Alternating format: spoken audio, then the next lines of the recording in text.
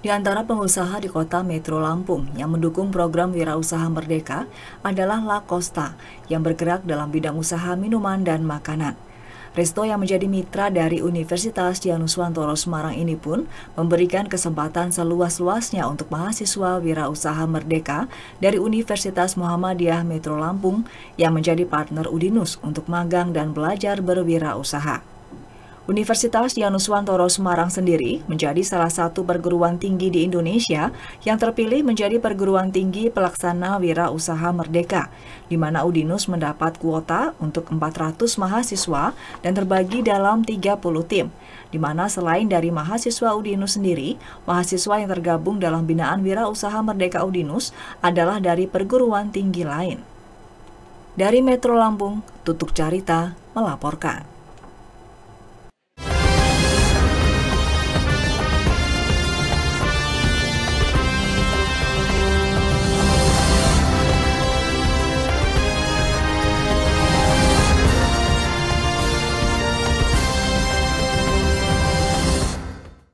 Assalamualaikum warahmatullahi wabarakatuh, salam sejahtera. Kabar sepekan kembali hadir dengan rangkuman berita terbaik selama satu pekan terakhir bersama saya Mira Azhara. Inilah kabar sepekan selengkapnya. Pemirsa, melanjutkan kerjasama dalam sejumlah bidang, Kepolisian Republik Indonesia kembali teken nota kesepahaman dengan Universitas Dianuswantoro Semarang.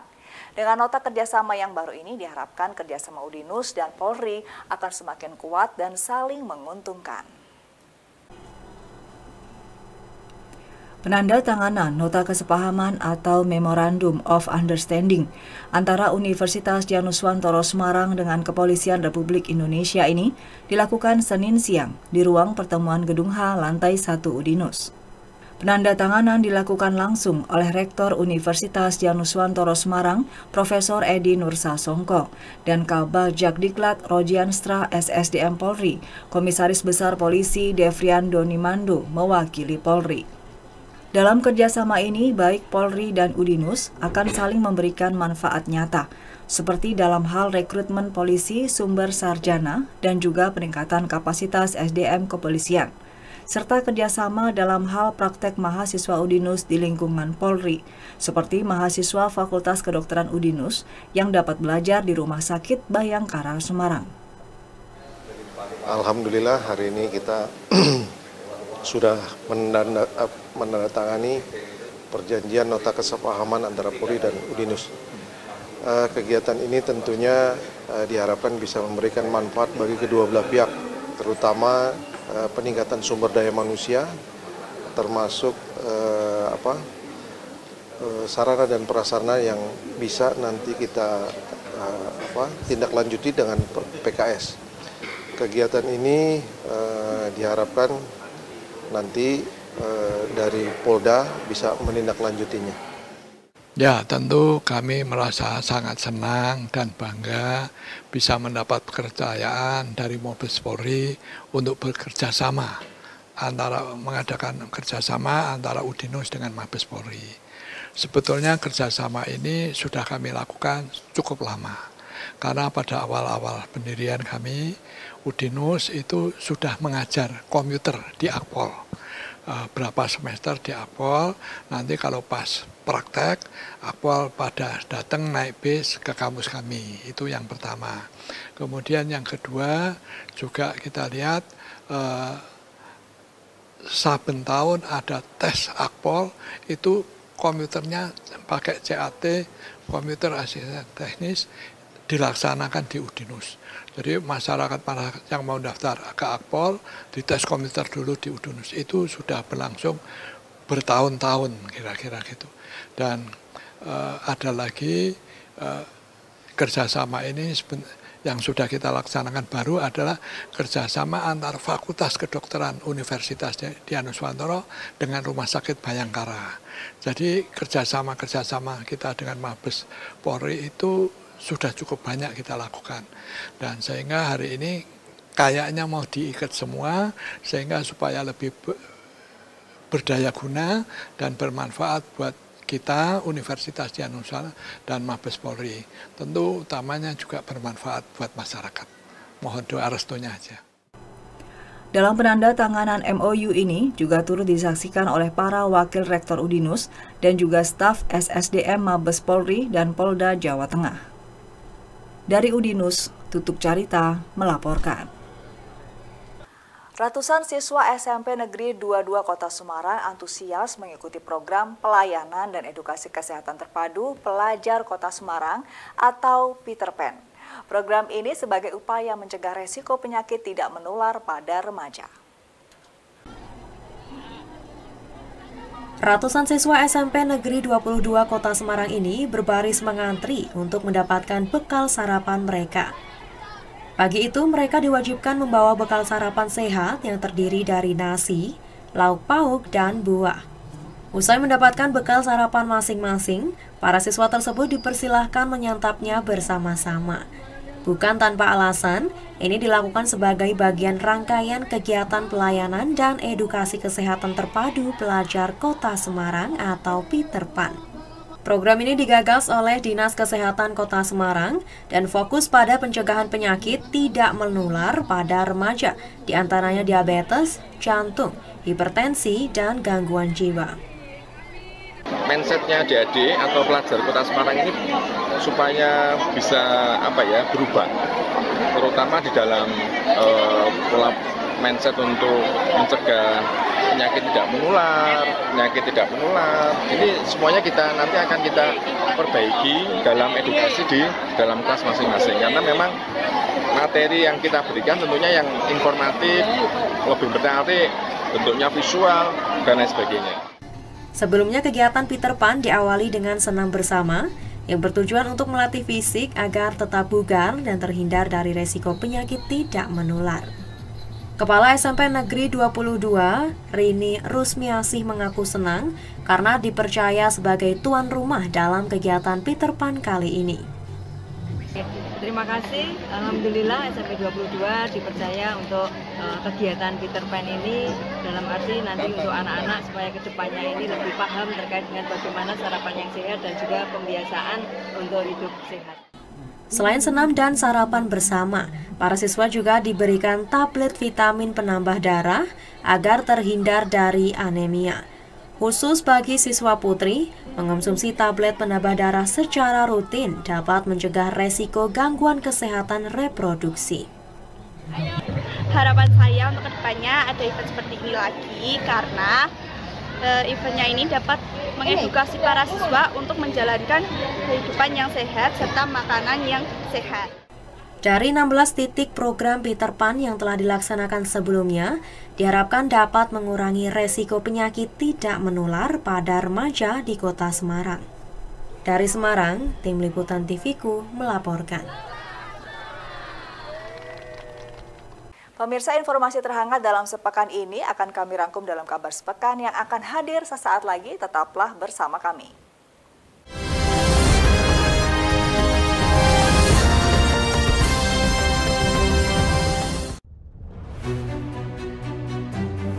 Jadi rumah BUMN Gunung Kidul ini dibangun untuk mendampingi UMKM agar lebih dikenal di banyak kalangan masyarakat. Salah satu dari 4 prioritas programnya adalah ekspor. Kemudian kami dapat tawaran dari PLN untuk mengikuti pameran di Pasar Senggol Begi. Untuk PLN kami menyampaikan yang pertama terima kasih atas kesempatannya selama ini. Jadi selama 2 tahun ini kami diajak untuk ikut pameran G20, kemudian kami diajak untuk kemarin pameran G20. Kami berharap rumah BUMN Gunung Kidul binaan PT PLN Persero dapat menjadi wadah bagi UMKM di Yogyakarta dan sekitarnya. Rumah BUMN Gunung Kidul dari Yogyakarta untuk dunia.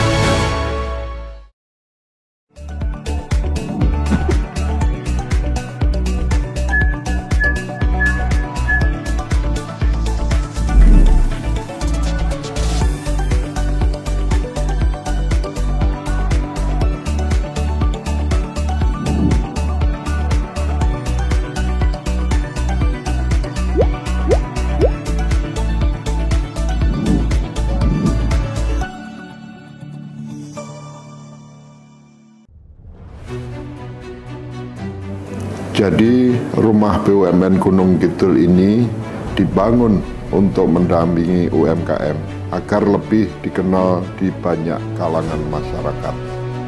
Salah satu dari 4 prioritas programnya adalah ekspor. Kemudian kami dapat tawaran dari PLN untuk mengikuti pameran di Pasar Senggol Turki. Untuk PLN kami menyampaikan yang pertama terima kasih atas kesempatannya selama ini. Jadi selama 2 tahun ini kami diajak untuk ikut pameran G20, kemudian kami diajak untuk kemarin pameran di Turki. Kami berharap rumah BUMN Gunung Kidul binaan PT PLN Persero dapat menjadi wadah bagi UMKM di Yogyakarta dan sekitarnya. Rumah BUMN Gunung Kidul dari Yogyakarta untuk dunia.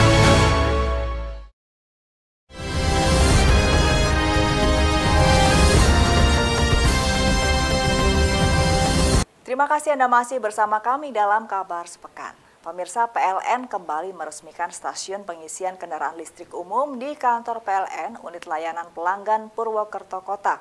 Langkah ini menjadi bagian dari komitmen PLN dalam mendukung target Net Zero Emission 2060. Terletak di tengah kota Purwokerto yang merupakan jalur transportasi strategis, SPKLU ini diyakini mampu memenuhi kebutuhan pengguna kendaraan listrik di Purwokerto dan sekitarnya. SPKLU ini dilengkapi dengan 2 unit charger mobil listrik dengan kapasitas ultra fast charging 200 kW, tipe DC 200 kW dengan 2 unit colokan tipe charger CCS 2 dan AC 22 kW, dengan 1 unit colokan tipe charger AC tipe 2 yang dapat mengisi daya kendaraan listrik hingga 80% dalam waktu kurang dari 30 menit. Turut hadir untuk meresmikan SPKLU ini, Sulistiono, selaku perwakilan PJ Bupati Banyumas dan Senior Manajer Niaga dan Manajemen Pelanggan PLN Unit Induk Distribusi Jawa Tengah dan Daerah Istimewa Yogyakarta. Sulistiono dalam kesempatan ini menyampaikan apresiasi dan terima kasih kepada PLN atas dukungan dalam upaya mengurangi jejak karbon. Saya menyambut baik dan memberikan dukungan penuh atas terselenggaranya program ini. Saya rasa langkah ini sangat bagus karena dengan adanya SPKLU ini, para pemilik kendaraan listrik tidak akan kesulitan lagi ketika sedang berada di luar rumah dan harus mengisi baterai kendaraannya. Salah seorang pengguna mobil listrik yang berdomisili di kota Purwokerto, Dimas Prasetya Hani menyatakan sangat terbantu dengan hadirnya SPKLU yang dilengkapi dengan akses layanan digital dalam PLN Mobile. Kemudahan kami mengisi di PLN Purwokerto ini utamanya adalah memiliki ultra fast charging di mana kapasitas daya setrumnya mencapai 200.000 watt dan membutuhkan waktu yang relatif sangat singkat untuk mengecas mobil listrik kami. Kemudian manfaat dari penggunaan aplikasi PLN Mobile sangat saya rasakan, yang mana kita dapat mencari titik-titik lokasi SPKLU yang terdekat dan terbaik yang terdekat dari lokasi kita pada saat mencari. Hadirnya SPKLU ini merupakan wujud komitmen PLN mendukung upaya pemerintah dalam menciptakan green energy. Dia menambahkan hingga bulan Oktober PLN telah membangun sebanyak 31 SPKLU dengan 45 unit EV charger yang terpasang dan tersebar di 22 kota, kabupaten wilayah Jawa Tengah, dan DIY. Dari Kabupaten Banyumas, Restu Indah melaporkan. Wali Kota Semarang kembali mengutarakan kekecewaannya pada rumah pompa Tenggang dan Seringin yang dinilai tidak maksimal karena adanya sejumlah pompa yang rusak. Akibatnya banjir kembali melanda wilayah Tulogosari hingga wilayah Kaligawe Genuk. Kota Semarang di wilayah Tulogosari hingga Kaligawe Genuk Selasa siang kembali dilanda banjir parah akibat hujan deras yang mengguyur Kota Semarang pada Senin malam. Wali Kota Semarang Heviarita Gunaryanti Rahayu Selasa siang pun menggelar tinjauan di sejumlah titik banjir. di antaranya di wilayah Tlogosari, Muktiharjo Lor, hingga Kaligawe. Dari pantauan tersebut, Wali Kota Semarang menilai banjir yang terjadi selain karena volume air hujan yang sangat tinggi, juga disebabkan karena adanya drainase yang tersumbat. Di samping itu juga masih belum maksimalnya fungsi rumah pompa di Sungai Seringin dan Tenggang, sebab ada sejumlah pompa yang rusak. Ini adalah daerah yang memang sudah berkali-kali kita rapatkan dengan BPBS karena ini adalah kaitannya muaranya ini nanti di Kali Tenggang dan Seringin. Tadi malam kami pantau ternyata Kali Tenggang hanya berjalan 3 pompa saja, yang lainnya rusak. Dan saya kan sudah berkali-kali bicara kepada BPBS, makanya saya tadi malam sampai melaporkan ke Pak Sekjen dan Pak Direktur di Kementerian PUPR karena ya seperti ini gitu. Kemudian akhirnya sudah dibantu pompa mobil dari BPBS ini ada 2 dan ini kami kirim 1 lagi dari BPBD. Banjir yang terjadi di Kota Semarang Selasa siang sendiri, ketinggian airnya mencapai 50 cm lebih. Di beberapa titik bahkan genangan banjir hingga membuat aktivitas warga terganggu. Termasuk arus lalu lintas di Jalan Raya Kaligawe yang juga tersendat. Dari Semarang, Tutuk Carita melaporkan. Berbagai cara dilakukan para kontestan pemilu 2024 dalam mengkampanyekan dirinya. Bukan saja berkampanye secara langsung dengan mengumpulkan massa, namun sejumlah calon legislatif memilih beradu gagasan. Kampanye dengan cara adu gagasan ini salah satunya dilakukan calon anggota DPR RI dari Partai Keadilan Sejahtera atau PKS, Agung Budi Margono, yang berkampanye dengan menerbitkan buku. Melalui bukunya ini, Agung berupaya keras mendorong pengembangan ekonomi kreatif secara masif, khususnya bagi kaum muda. Sebab menurutnya, generasi muda saat ini lebih banyak berinteraksi dengan kreativitas seiring dengan kemajuan teknologi informasi. Buku yang diberi judul Menggerakkan Ekonomi Kreatif Kaum Muda tersebut diantaranya mengulas sejumlah masalah dan solusi dalam pengembangan ekonomi kreatif. Agung berharap dengan peluncuran bukunya tersebut, setidaknya dapat menunjukkan bahwa yang diperlukan masyarakat saat ini adalah politik gagasan dan politik damai. Untuk itulah, ia juga memberikan cover bukunya dengan simbol es teh yang dinilainya bagian dari gerakan ekonomi kreatif dan juga simbol dinginnya suasana pemilu 2024. Ya, jadi memang sudah kita rencanakan dan kebetulan pas hari pertama kami siapkan. Dan ini tentu sebuah pesan bahwa demokrasi ini harus penuh dengan gagasan ya. Kami berusaha untuk menampilkan politik gagasan. Ya, salah satu politik gagasan yang sedang kami luncurkan adalah tentang ekonomi kreatif bagi kaum muda. Kenapa? Karena lagi-lagi kaum muda ini sekarang menjadi bonus demografi Indonesia, Jawa Tengah maupun juga di Semarang. Sehingga perlu ada perhatian bagi pemerintah, perhatian bagi masyarakat, termasuk perhatian bagi orang-orang tua yang punya anak-anak, terkhusus anak-anak muda, remaja maupun dewasa. Ketua fraksi PKS DPRD Jawa Tengah tersebut berharap pemerintah memberikan perhatian lebih terhadap sektor ekonomi kreatif yang identik dengan kaum muda. Berbagai ruang menurutnya harus dibuka untuk pengembangan ekonomi kreatif tersebut. Dari Semarang, Tutuk Carita melaporkan. Pemirsa, kabar sepekan akan kembali sesaat lagi dengan informasi terhangat untuk Anda. Tetaplah bersama kami.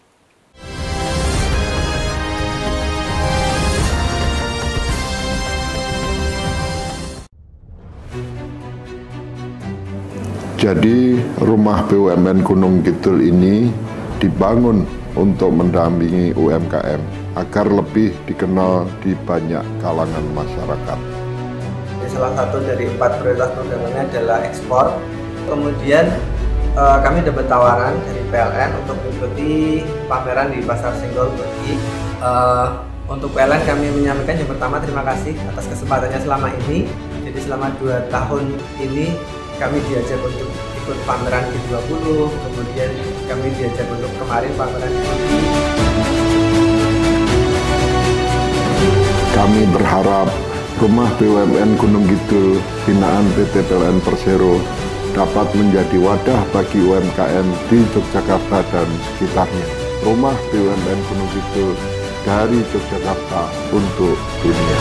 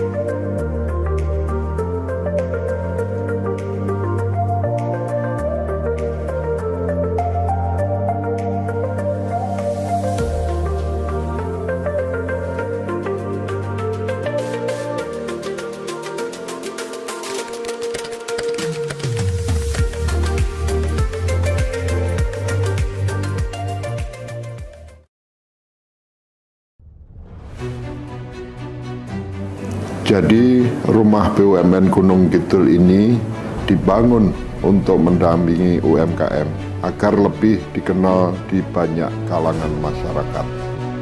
Salah satu dari 4 prioritas programnya adalah ekspor. Kemudian kami dapat tawaran dari PLN untuk mengikuti pameran di Pasar Senggol Bagi. Untuk PLN kami menyampaikan yang pertama terima kasih atas kesempatannya selama ini. Jadi selama 2 tahun ini kami diajak untuk ikut pameran G20, kemudian kami diajak untuk kemarin pameran G20.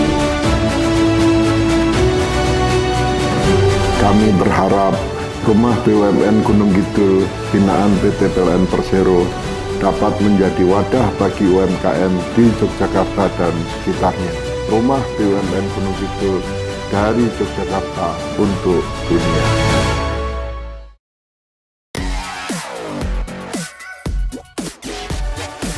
Tulip Active Series, Flawless Press Powder, Flawless Natural with UV Protection.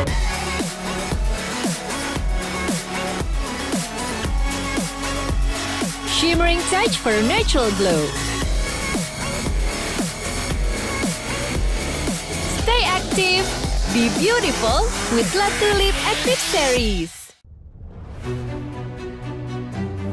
Jadi rumah BUMN Gunung Kidul ini dibangun untuk mendampingi UMKM agar lebih dikenal di banyak kalangan masyarakat. Salah satu dari 4 prioritas programnya adalah ekspor. Kemudian kami dapat tawaran dari PLN untuk mengikuti pameran di Pasar Senggol Bagi. Untuk PLN kami menyampaikan yang pertama terima kasih atas kesempatannya selama ini. Jadi selama 2 tahun ini kami diajak untuk ikut pameran G20, kemudian kami diajak untuk kemarin pameran G20. Kami berharap Rumah BUMN Gunung Kidul binaan PT PLN Persero dapat menjadi wadah bagi UMKM di Yogyakarta dan sekitarnya. Rumah BUMN Gunung Kidul dari Yogyakarta untuk dunia.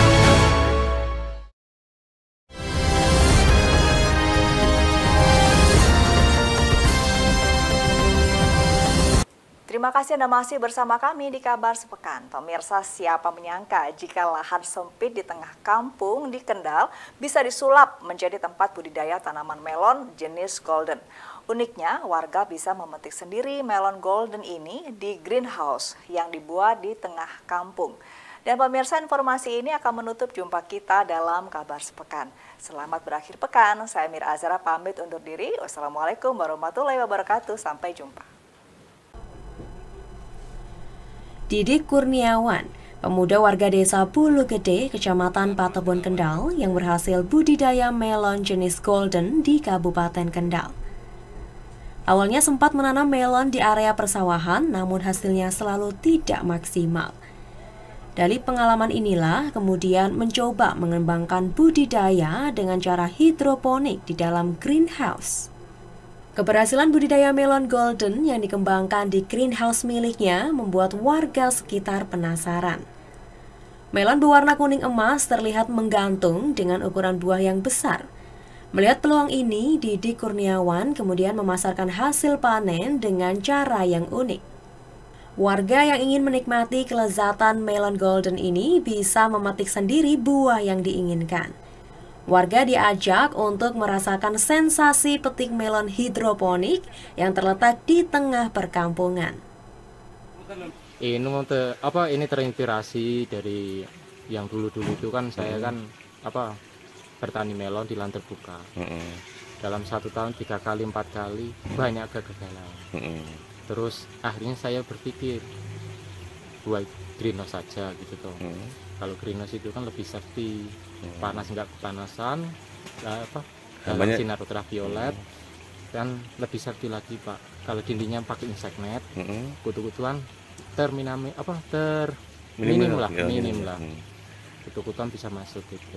Ini jenis melon apa Mas yang dikembangkan sini? Ini melon golden Nyukinambi Pak.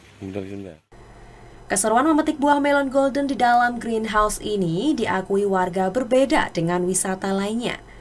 Selain bisa melihat buah segar yang dikembangkan dengan cara hidroponik, juga bisa belajar, dan yang paling menarik adalah memilih kemudian memetiknya sendiri. Sendiri Mas ya? Oh bisa Mas, di sini itu bisa metik sendiri, dan juga langsung bisa dirasakan. Rasakan ya? Segarnya gitu. Kalau rasanya seperti apa Mas? Manis, ini cenderung seger. Seger ya? Ya, di Kendal ini baru ada skala ini Mas ya? Iya, ini baru ini kemarin kan penasaran juga ini dari teman-teman kok katanya ada semacam ini, jadi langsung meluncur ke sini di Bulu Gede sini. Ya. Luar biasa. Warga dan pengunjung bebas untuk memetik buah melon golden yang diinginkan dan nantinya ditimbang untuk dibawa pulang. Untuk harganya, 1 buah melon ini dijual Rp20.000 per kilogramnya. Rata-rata buah melon yang dihasilkan di greenhouse milik Didik Kurniawan memiliki berat antara 2-3 kg. Dari Kendal, Tim Liputan TV-ku melaporkan.